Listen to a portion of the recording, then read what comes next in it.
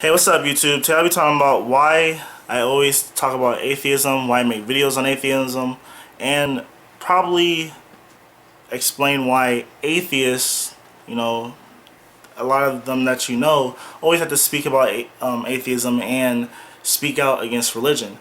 Now, if you look at the definition of atheism, it's basically just a lack of a religious belief, meaning that it's not that you don't believe in a God, you just have lack of belief, or you don't follow a certain religion. Because I'm atheist towards not only Christianity but Islam, Judaism, Hinduism, Buddhism, etc., and pretty much every other man-made imaginary friend that you can think of.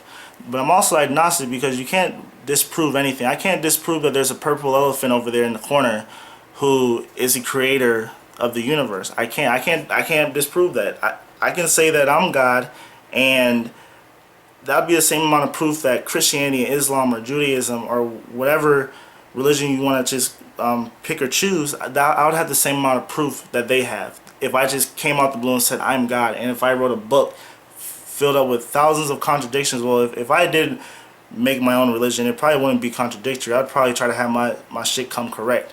Sorry for cussing, but atheism in itself, I don't think will solve world peace, or it will, make the world a more peaceful place. But the lack of religious beliefs and the lack of religions, or just religions not being here in general, will make the world a lot more peaceful.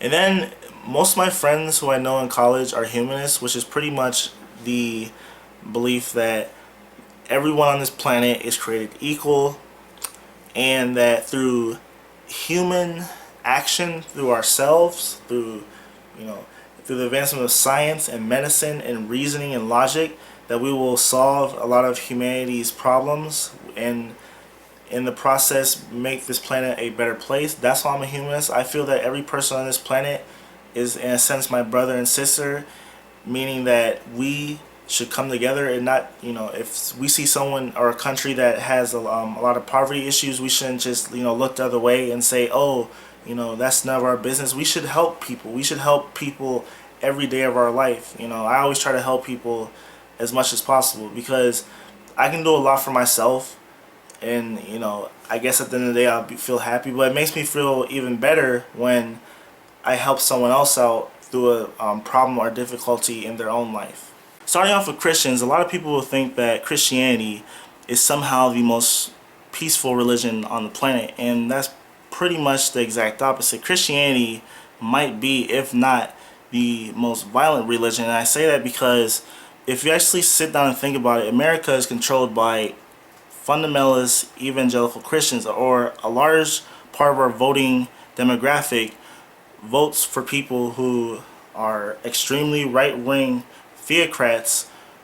And you actually have people in this country who think that by invading countries in the Middle East, or across the world, or whatever, that somehow when their imaginary sky daddy Jesus comes back, that they'll be in control of the Holy Land. And I honestly feel that the reason we're over in those countries is because of some religious indoctrination, that if we don't control these areas, that something's bad is going to happen to us when their imaginary friend comes back.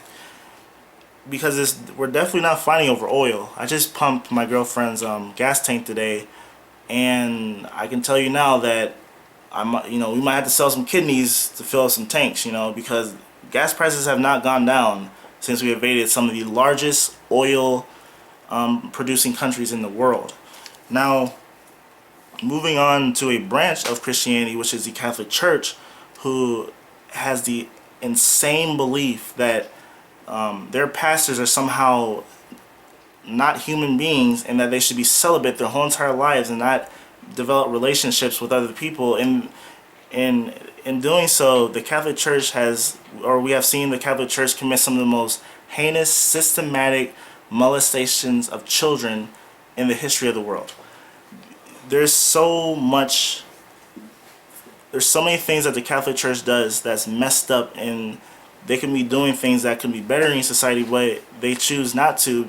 For instance, they go to Africa, where they have some of the highest rates of HIV and AIDS on the planet, and they tell the people not to use contraceptions, And we all know that abstinence doesn't do shit, and teaching sex education at an early age will increase the likelihood that a person does not contract HIV or STDs, or becomes pregnant while still in their teenage years.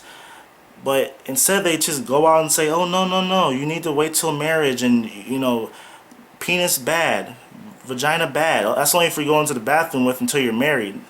And they have these crazy beliefs on that, while at the same time millions of people die every year from things that are just so simple to just tell people, like using condoms, seeking testing for certain or sexually transmitted diseases, and stopping the spreading of it. Now, then you have Islam, where their prophet Muhammad was a bandit and married a 6-year-old and had sex with her at the age of 9. Now, 1 billion people on this planet follow that religion, and it's insane that many people can follow a man who was a vicious person when it came to war. He showed no quarter to his enemies. He married a 6-year-old and had sex with her at the age of 9. And I know a lot of people will say that marrying children back in the 14th or 8th century, whatever, a long time ago, was something that happened quite often, and we shouldn't look at it like that. But if Muhammad, the prophet of Islam, is the final prophet or messenger from God, and I guess you can say, they would say that God is perfect and everything, why would the final prophet of this certain religion marry a 9-year-old or marry a 6-year-old and have sex with her when she became 9 years old? Doesn't make sense to me, does it? It's not very logical. And the ass backwardness or the back ass beliefs of that religion continue, such as in a lot of these countries that the majority of the people are follow Islam. They have a belief that if a woman is raped and she doesn't have 4 male witnesses, then she commits adultery. Let me say that again. If a woman is raped and she doesn't have 4 male witnesses to testify against the rapist, if she has 3, if she doesn't have 4, then she can either be jailed for a very long time or she is executed for adultery.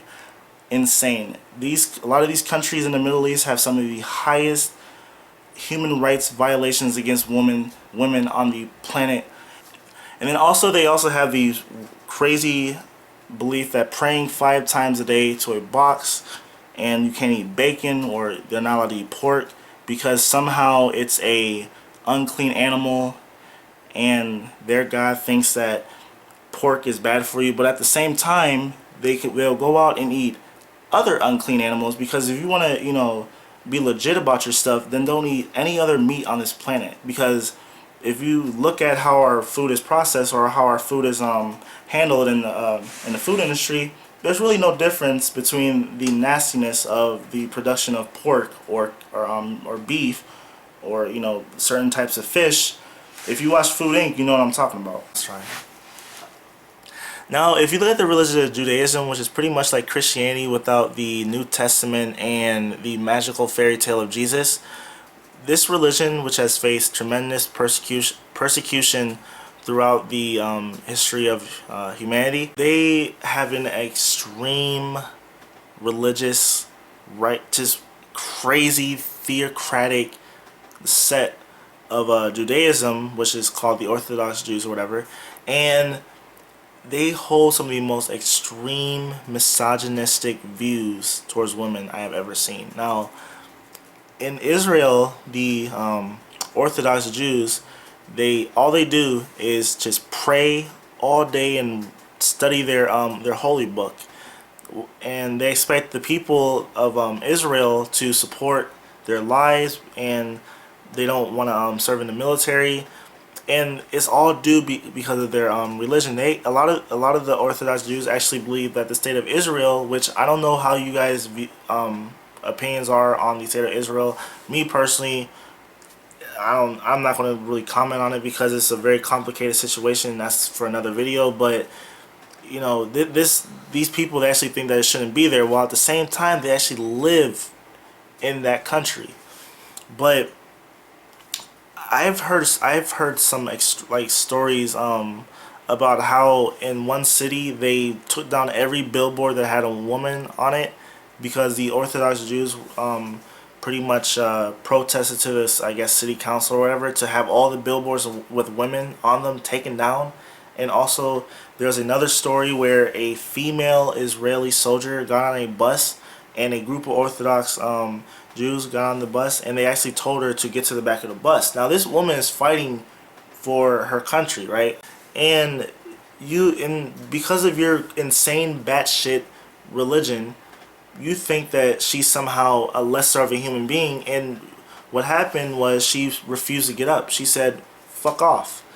And she's now being seen as the Israeli Rosa Parks, and I commend her for that. Now, if you look at Hinduism, which is a religion that's really not spoken much in the Western world, or in the United States that much, but it's a very large religion within the Indian subcontinent. They follow a belief that they view the cow or Brahmin as a sacred animal, in which in the country of India the slaughter of cows is actually illegal. I'm not making it up. That's why if you look at McDonald's in India, they don't serve beef or whatever. They actually serve, I think it's either pork. Yeah, it is pork. But they have a rigid religious social class where each social class is associated with a different part of the cow. And there's the lowest social class, which is called the deletes, or literally the untouchables, because these adults somehow think that what I would consider the cooties when I was like 5 years old, they think that these people are somehow have some sort of germs where if they touch anything that they touch, it somehow makes them unclean as well.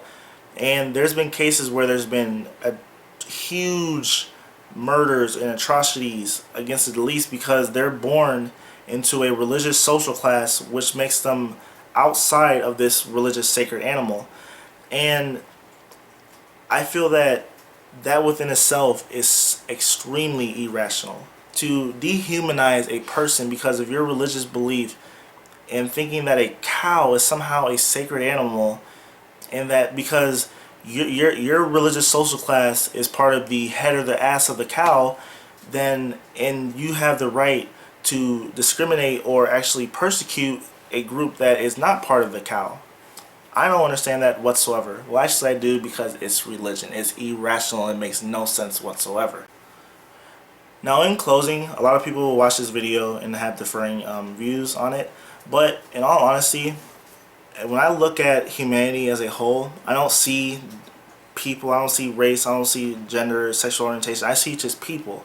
And I find that religion is one of the largest reasons why there's so much violence in the world. Or I'm not saying that religion is the cause of this violence. A lot of times it's socioeconomic issues that are at hand, but religion is used as somewhat of a banner or a way to rally the populace towards committing heinous acts, atrocities towards people that the leadership at hand otherwise couldn't get that many people to get behind them. But when they use religion, when they think that, you know, somehow that their God is on their side and the other side is, you know, the bad guys or the devil, whatever, it makes people who would be very rational become very irrational. And I see this throughout I don't, not atrocities, but I see some of the most rationalist people who in every other facet of their life are just completely normal, but then when it comes to their personal imaginary friend beliefs, they think that some people think that the world is 6,000 years old, or